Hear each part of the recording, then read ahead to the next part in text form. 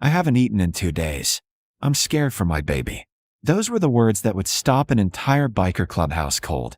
The kind of words that don't just ask for help, they demand a response. The kind that would turn a normal night into something none of them would ever forget. The Hell Angels clubhouse was loud that evening.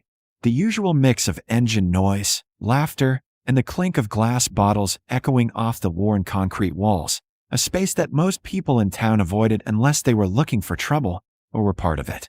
Rain hammered the roof in relentless waves, turning the streets outside into rivers of reflected neon and broken headlights. But inside, it was warm, alive, untouchable. Marcus, known to everyone as Grave, sat at the far end of the long wooden table, half listening to a story Tank was telling for the 100th time, something about a cross-country ride and a blown tire in the desert, when the knock came. It was soft, almost swallowed by the storm, 3 uneven taps that didn't belong in a place like this.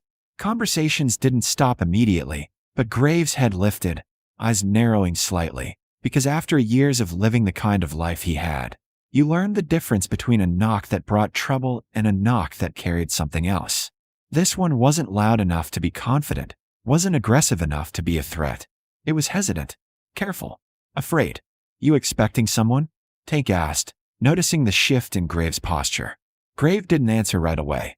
He just stood, slow and deliberate, the legs of his chair scraping against the concrete, and the subtle change in the room followed him like a ripple, voices lowering, eyes tracking him as he crossed toward the door. The rain grew louder as he approached, each drop hammering like a warning, and for a brief second, his hand hovered over the handle. Then he pulled it open.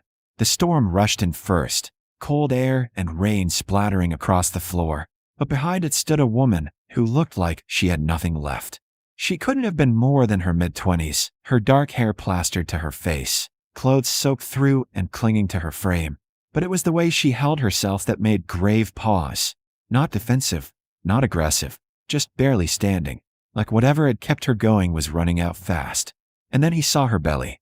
Round, obvious, heavy with life that didn't match the emptiness in her eyes. For a second, neither of them spoke. She looked at him like she wasn't sure she'd made the right choice, like she was already bracing to be turned away, just another door closing in a long line of them. Her lips parted, but no sound came out at first. Grave didn't move, didn't rush her, just waited. Finally, her voice broke through, fragile and raw. I haven't eaten in 2 days. The words barely carried over the rain, but they landed heavier than any shout ever could. Behind Grave, the room had gone completely silent now. Every conversation cut off mid-sentence, every set of eyes fixed on the doorway. The woman swallowed hard, one hand instinctively moving to her stomach, fingers trembling as they pressed gently against it, as if to reassure herself that something inside her was still holding on. I'm not scared for me, she added, her voice cracking under the weight of it. I'm scared for my baby. That was it. That was the moment everything shifted. Tank stood up so fast his chair tipped over behind him.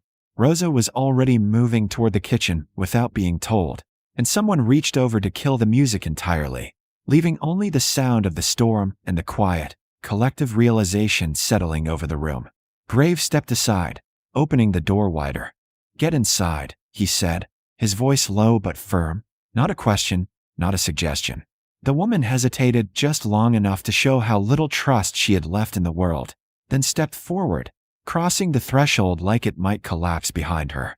The door shut against the rain, sealing her inside, and suddenly she looked even smaller under the harsh overhead lights, like the world outside had been the only thing keeping her upright.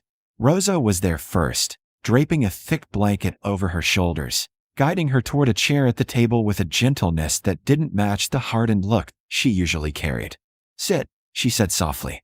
You're safe here. The woman lowered herself slowly, like her body wasn't sure it could handle the movement, her eyes darting around the room, taking in the leather vests, the tattoos, the faces that most people crossed the street to avoid. Thank you, she whispered, though it sounded like she didn't fully believe it yet. Grave watched her closely, reading the details the way he always did, the slight shake in her hands, the way her shoulders stayed tense even sitting down, the instinct to keep one arm wrapped protectively around her stomach. This wasn't just hunger. This was someone who had been running out of options for a long time. Name? He asked. She looked up at him, hesitating for a fraction of a second before answering. Alina. Brave nodded once, committing it to memory. Across the room, Tank reappeared with a glass of water, setting it down carefully in front of her like it was something fragile. Drink, he said, softer than anyone had ever heard him. She picked it up with both hands, like she was afraid it might disappear, and took a small sip, then another, until the glass was empty. Rosa returned seconds later with a plate, hot food, piled higher than necessary, and set it down in front of her. The smell alone seemed to hit Alina all at once. She froze, staring at it, her throat tightening. It's okay, Rosa said gently. No one's taking it away. That was all it took. Alina picked up the fork, her movements hesitant at first, then faster, like her body was taking over where her mind couldn't keep up. Around her, the bikers watched in silence, not with judgment, but with something heavier, recognition. Because every single one of them had known what it felt like to be hungry. Not just for food, but for safety, for help, for someone to not look away. And tonight, for the first time in a long time, none of them were looking away. Alina thought the hardest part had been walking through that door, admitting out loud that she had nothing left, but sitting there afterward, warm for the first time in days, with a full stomach in a room full of strangers watching her not with judgment, but with quiet concern. That's when the truth started to press in, heavy and unavoidable. She slowed as she ate, like her body was finally catching up to the reality that it wasn't starving anymore. And when she set the fork down, her hands didn't know where to go, hovering awkwardly before settling over her stomach again, protective, instinctive. The silence in the room wasn't uncomfortable, it was patient. Waiting. Grave leaned against the edge of the table, arms crossed, his gaze steady but not harsh. You gonna tell us what happened? He asked, not pushing, just offering the space. Alina's eyes dropped to the table, tracing the scratches in the wood like they might give her something to hold on to. For a moment, it looked like she might shut down completely, retreat back into that guarded silence she'd carried in with her. Then she took a breath, shaky but deliberate. His name's Daniel, she said quietly. Well, it was. The way she corrected herself said more than anything else. Tank shifted his weight nearby, jaw tightening, but he didn't interrupt. We were together for 2 years, she continued, her voice gaining a little steadiness as the words came out. When I told him I was pregnant, he said he'd figure it out, said we'd make it work. She let out a small, humorless laugh. Guess that only lasted until things got real. Rosa leaned her elbows on the table, listening closely. What happened? Alina swallowed hard. Bill started piling up. He lost his job. Started drinking more. At first, it was just yelling, then it wasn't. Her fingers tightened slightly against her stomach, like she could shield the baby from even the memory of it. 2 nights ago, we got into a fight. I told him I needed to see a doctor, that something didn't feel right. He just snapped. The room felt colder somehow, even with the heat still running. He said the baby wasn't his responsibility. Said I trapped him. Then he told me to get out. She paused, her voice catching. And when I didn't move fast enough, he threw my bag out after me. Locked the door. No one spoke. The only sound was the faint hum of the overhead lights and the storm still raging outside. Phone. Brave asked. Gone, she said. He took it. Said I didn't need to call anyone. Money. Think at it. She shook her head. Nothing. Rosa's expression hardened, a quiet anger settling in her eyes. Where'd you go? Bus stop, Alina answered. I thought maybe just for the night, but then one night turned into 2. She blinked rapidly, trying to keep herself together. I tried a shelter yesterday, but it was full. I asked a couple people for help, but she trailed off, not needing to finish the sentence. Everyone in that room knew what came next. People looked away. People always looked away. So you came here, Grave said. Alina nodded slowly, finally lifting her eyes to meet his. I saw the lights. And, I don't know. I know what people say about you. There was a slight shift in the room at that, but she didn't stop. But you weren't hiding. You weren't pretending. And right now, that felt safer than anything else. That landed differently. Not as an insult. Not even as a compliment. Just truth. Tank exhaled through his nose, running a hand over the back of his neck. You got anywhere else to go? He asked. No, she said, barely above a whisper. Anyone who can help? Family. Another shake of her head. It's just me. The weight of those words settled heavily across the table. Just me. Grave pushed off the table slightly, pacing once before stopping in front of her. Not tonight, he said. Alina blinked, confused. What? Tonight, he repeated, his voice firm. It's not just you. Her breath caught, like she didn't quite understand what he meant yet, or maybe she didn't trust it. You can stay here, Rosa added, softer. As long as you need. Alina's eyes filled instantly, her composure cracking in a way it hadn't since she walked in. I don't want to be a burden, she said quickly, almost apologetically. Tank let out a quiet scoff. You walked in here asking for food, not a favor, he said. That ain't a burden. Brave nodded once. You're under this roof now. That means something. She looked between them, searching their faces for doubt, for hesitation, for any sign that this was temporary kindness that would disappear the moment it became inconvenient. She didn't find it. But across the room, two of the bikers had already moved. Jackets on. Keys in hand. Grave noticed. Where you going? He asked, though he already knew. One of them, Jace, shrugged slightly. Just a ride, he said. Tank snorted. In this rain? The other one, Malik, gave a small, humorless smile. Helps clear the head. Grave studied them for a second, then gave a slow nod. Don't do anything stupid. Jace paused at the door. Wouldn't dream of it. But the look they exchanged said everything. Because even if Alina didn't want trouble, the kind of man who throws a pregnant woman out into the street didn't just get to walk away from it. And as the door opened again, letting the storm roar back in for a brief moment before slamming shut behind them, Alina sat at that table, wrapped in warmth she hadn't felt in days, completely unaware that her story had already set something much bigger in motion. By the time morning light pushed through the high windows of the clubhouse, the storm had passed, but whatever had started the night before hadn't. The place felt different now, quieter, more focused, like everyone was waiting for something to happen. Alina woke slowly, disoriented at first, her body sinking into a real bed instead of cold pavement, her hand instinctively moving to her stomach before her eyes even opened. For a split second, panic flickered, until she remembered where she was. Safe. The word still didn't feel real, but it was there.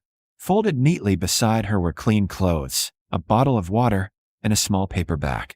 Inside were prenatal vitamins, a granola bar, and a handwritten note in simple block letters. Asterisk, eat. Rest.